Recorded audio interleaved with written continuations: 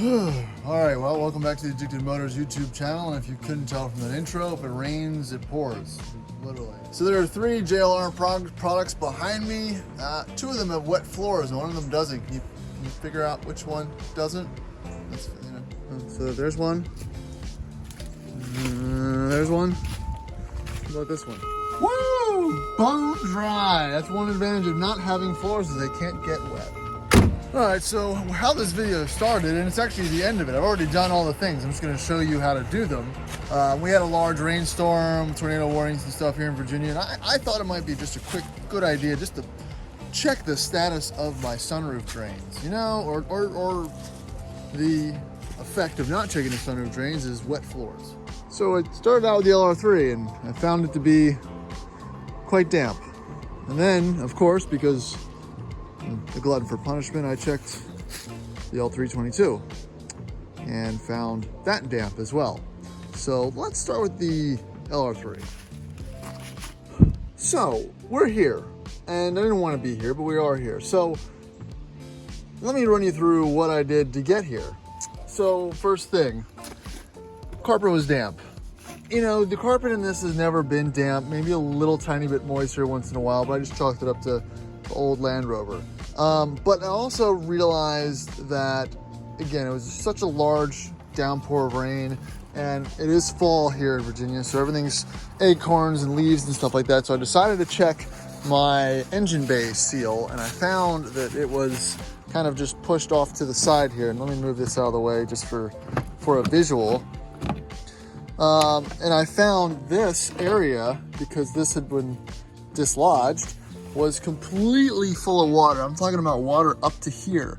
So that's probably about 6 inches of water. And this little cubby area, we're going to call it fender well, does not have a factory drain point, which, because it's probably not supposed to fill up with water. But so if you have one, just check in there. It's a good idea. Because again, it's not going to drain itself, so I suck the water out of there, and that really feeds into a wiring harness and your steering shaft gasket, grommet, whatever you want to call it. So I'm assuming that the water that I was getting, well, I am assuming, 100% assuming, that the water was getting in slowly through there. Because what I did next is I checked the AC drains, which, you know, pull the sunroof back, dump some water down. Water comes down here, and I saw it draining there, which was good.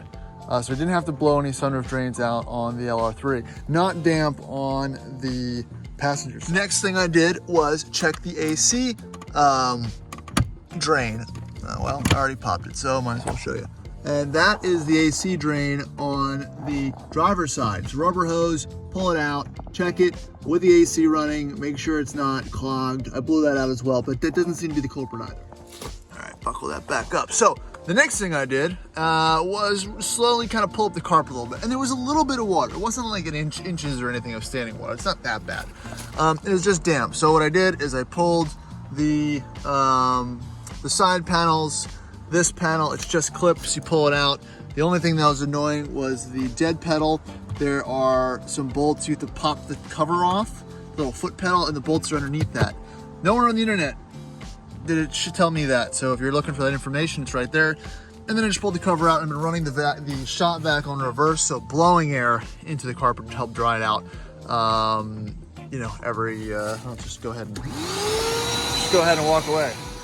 All right, so the L322, this was a threefer.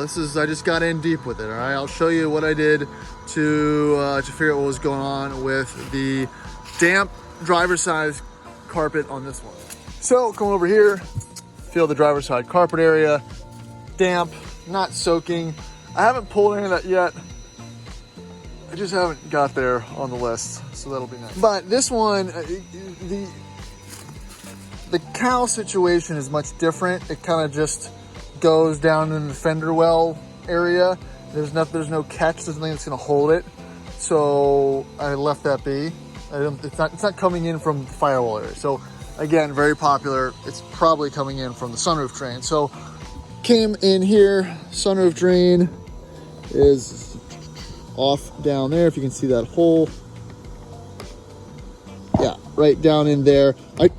dumped some water here and it instantly just collected and didn't go anywhere. So, ta-da, I got the problem. Trying to snake it real quick with some wire, wire from the weed whacker. That didn't do it, so we used air. So it worked really well as I pulled the hose out of a squirt bottle and I shoved it like so in the drain and just blew it out. I had to do it a few times, and then the water obviously then came dribbling out from below, which was good. It's what you want to happen. And let's, I'm gonna try to show where. All right, water's going down, water's coming out. It's coming out here. And there is where it's coming out. Oh, a little hole, which is good because there wasn't a whole lot of videos showing exactly where that was in case it's plugged on the bottom end. So I wanted to show you guys that also. So I am kind of fixed, but it doesn't end there. When I was looking around, crawling around under the car looking for the drain, found another problem. This one was both concerning and potentially expensive. If you can see, I have sealed up the boot of my CV axle because I'm assuming, I saw grease. And I said, oh shit. I blew a CV axle, or a boot. But it wasn't that. I'm assuming when they melted the bolts off of my front air struts that the heat was great enough to slightly melt the CV boot, which, you know, it happens. I'm sure they didn't notice, but I got some gasket sealer and I'm gonna seal that off because I don't feel like spending $1,000 replacing a CV axle. So that's 3 layers of pretty decent RTV kind of gasket maker, and it was just a tiny little nick, but you know, it's enough to throw a little grease around. So you can see it on the wheel well there. So yeah, we're gonna see how that does. Worst case, in a couple months I end up replacing it, but that's a test run. So that's all you see here. So that's been project number 2 for the L322. Let me go show you project number 3, which also is a success. All right, so a couple months ago I made a video because my steering wheel would shake. It was just not secure unless it was in the completely upward position. There was something loose in the column, in the adjustment in the motors, and nothing on the internet could show me what it was.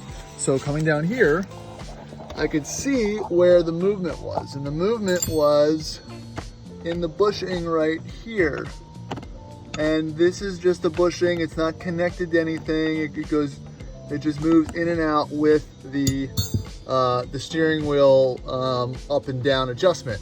So what I did is I got this 13mm socket and I tightened this nut on the end of the motor actuator gizmo bob, majig. And I don't know why that worked, but it did. Hopefully there's not gonna be any long-term effects, but you can see my steering wheel. Actually, let me show you, because it has to move into the position that I want it in.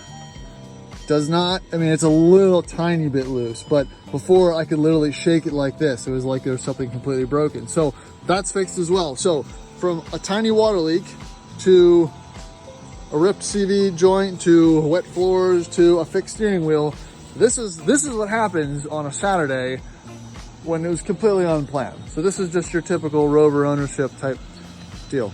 It's just wonderful, beautiful, beautiful day. You should buy one, guys. Buy all the Land Rovers. It's great. It's awesome. So what else do I have going on with these Land Rovers? This is unlocked, of course. All right, my next projects are in the trunk. So I have some extra cardboard, and what I'm gonna use that for is to make a template for the metal floors that are gonna go into the Classic. So that's gonna be exciting. And I've got an eBay roof rack for the L322 because these stock ones are very hard to find. And they're very expensive. And another thing, I'm going to cut the wiring harness out of another truck for the trailer wiring so I can have a trailer pulling lights, braking type capabilities. So yeah, this was a lot. Now I have to clean up all this junk. So yeah. Not the most interesting video, but I think a lot of the topics that I just encountered and actually solved are pretty common. If you have a newer Land Rover, Range Rover, you're undoubtedly gonna have these same issues, so I figured it was good to document it. And again, if you're new to the channel, please like, subscribe, do all that fun stuff. Do a lot of Land Rover, Range Rover, Jaguar type content, fixing, driving, events, the whole thing. So appreciate you guys watching. Thanks for the support. We'll see you in the next one. Just when you thought the video was over and the battery's dead. Oh, what? What? I mean, come on. Let's just, you know, give up.